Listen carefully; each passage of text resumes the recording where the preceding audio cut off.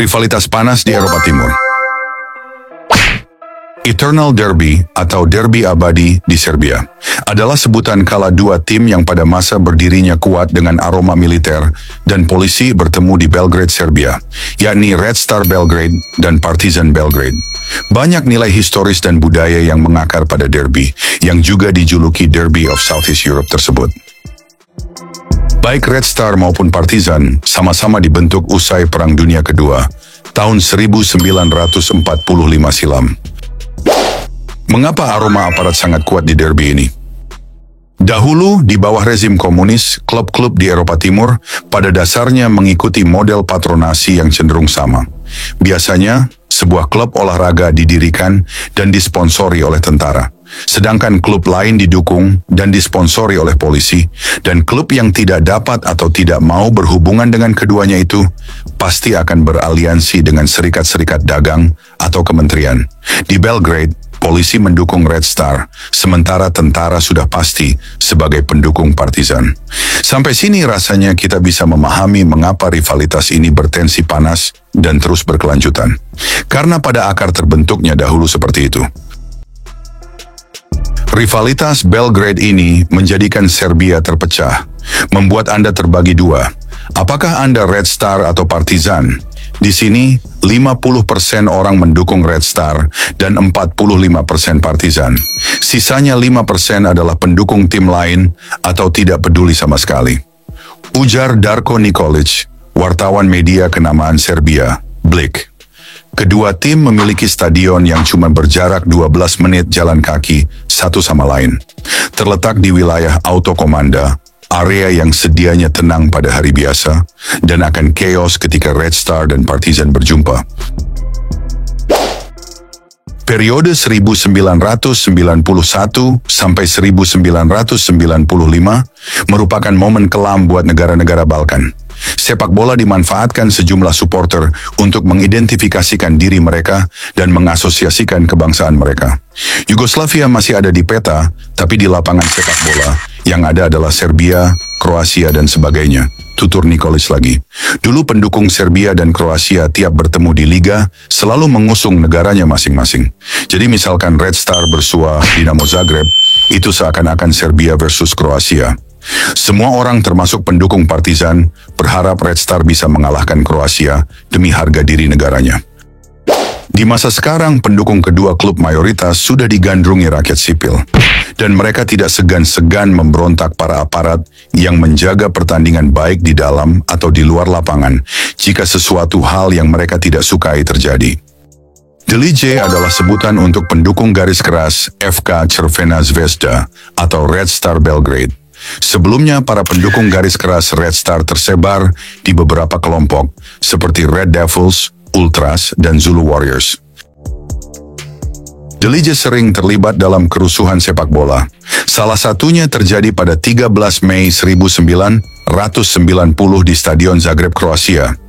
Delije kala itu berjumpa dengan Bad Blue Boys atau pendukung Dinamo Zagreb. Kerusuhan ini dipicu oleh lemparan batu oleh Bad Blue Boys, kemudian Delije merobek-robek papan reklaim dan menyerang penggemar Dinamo dengan kursi dan barang lainnya. Kerusuhan ini mengakibatkan lebih dari 60 orang terluka. Sedangkan pendukung Partizan Belgrade biasa disebut grobari.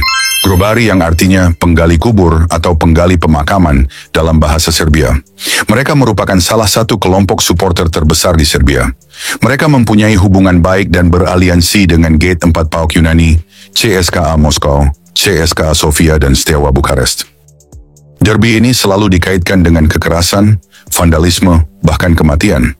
Insiden paling memilukan terjadi tahun 99 ketika pendukung remaja Red Star tewas akibat sebuah roket yang dilontarkan fans Partizan.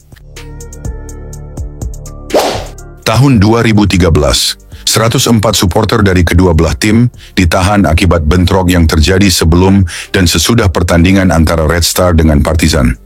Masih di tahun yang sama, bentrokan tak sampai menahan orang, namun kursi berterbangan di dalam stadion dan kerusuhan yang luar biasa. Kemudian tahun 2015, derby ini tertunda selama 45 menit karena adanya kerusuhan.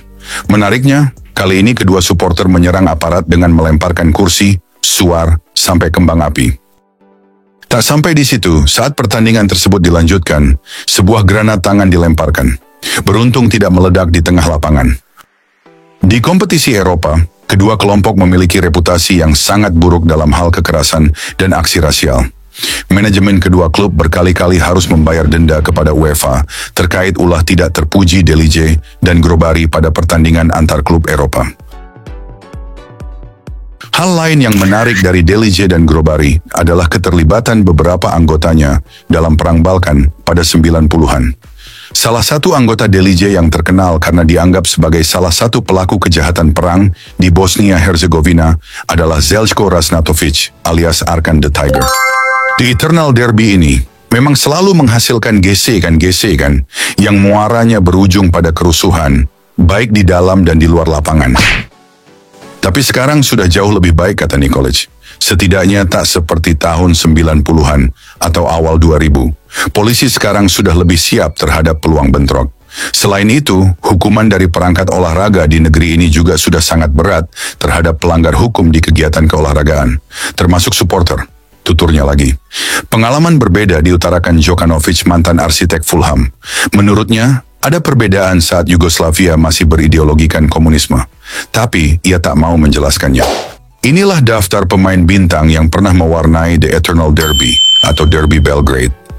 Darko Kovačević, Sinisa Mihajlović, Savo Milosevic, Dejan Savicevic, Predrag Mijatović, Vladimir Jugović, Vladimir Stojković, Dejan Stanković, Mateja Kezman, Nemanja Vidic, Steven Jovetić, Nikola Milenković, Dusan Vlahović, Stefan Savić, Adem Lajić, Marko Zivković, Stefan Kovač, Dusan Basta, Rade Krunic. Terima kasih sudah menonton guys, jangan lupa di like dan subscribe ya. Boleh rekomendasi Mimin Derby apalagi yang mau dibahas. Tulis di kolom komentar ya. Sampai jumpa episode berikutnya.